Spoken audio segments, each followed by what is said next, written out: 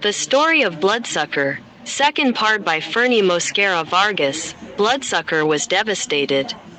He thought he would find comfort in the priest, but the remedy was worse than the disease. One day, while Bloodsucker was unloading a dump truck of sand, he noticed that the dump of the truck wouldn't go down. "How strange, the dump truck won't go down. I'll go see what's happening," said Bloodsucker. Bloodsucker put his head between the chassis and the dump truck when suddenly the dump truck went down and decapitated him. Hundreds of people gathered around the site where the body of one of the most feared Chulavitas of the Department of Antioquia, Colombia, lay. 2 weeks had passed since the Bloodsucker's burial. It was about 7 o'clock at night and Pedro, a peasant, was heading from his farm to Yolumbo when suddenly he felt a chill that ran through his entire body and he began to tremble. Then he saw the Bloodsucker wearing the same cassock in which he had been buried, which had the image of the Virgin Mary printed on it. The Bloodsucker said to Pedro, "Take this off. Take this off." Terrified as he was, Pedro ran to Yolumbo where he spread the news about the appearance of the ghost of the Bloodsucker who had frightened him. "I saw it. I saw the ghost of the Bloodsucker." Pedro said to his friend Plutarco, "You are drunk, aren't you?" Plutarco said to Pedro, "No, I'm not drunk, I saw it with my own eyes." Said Pedro, since that day on, the number of people who claimed to have witnessed the appearance of the Bloodsucker's ghost increased, and no one dared to pass through that place at night. One day someone became seriously ill and it was urgent to take him to the hospital in Yolumbo.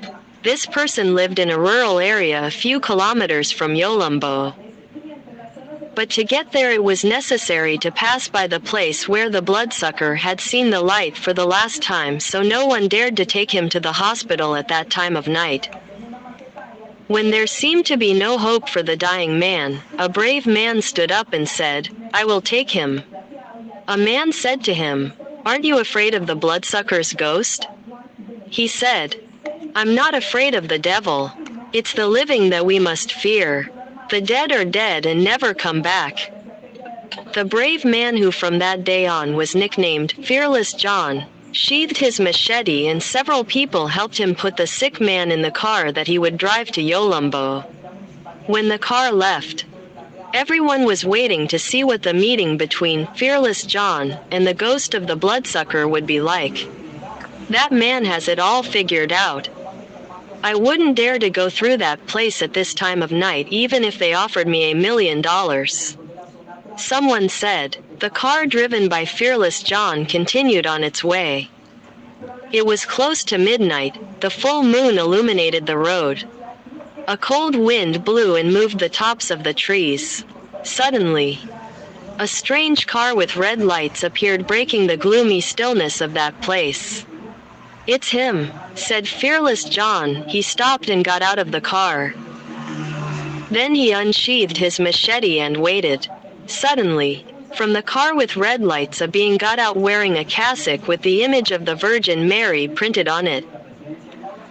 It was the same cassock that the Bloodsucker had been buried in. The ghost of the Bloodsucker approached Fearless John and said to him in a nasal voice, "Take this off." Fearless John said to him, "Go let your mother take this off."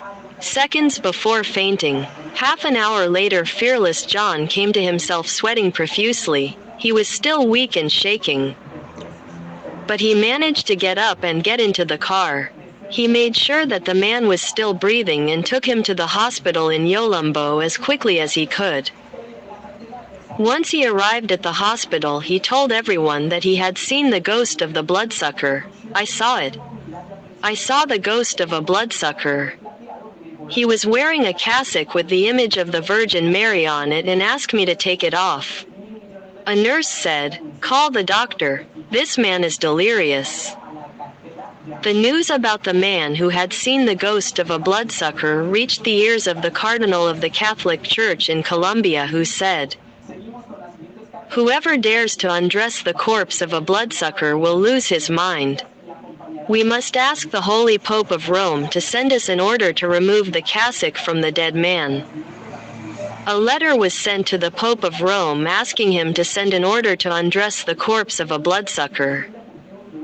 The Pope sent the required order, and a Catholic priest was chosen to carry out the difficult task of removing the cassock from the dead man. This cassock had the image of the Virgin Mary printed on it. It is a great mistake to worship an image which has eyes but does not see, has a mouth but does not speak, he has hands but does not feel, he has legs but does not walk, he has ears and a nose but does not perceive. Satan wants us to worship him as if he were God.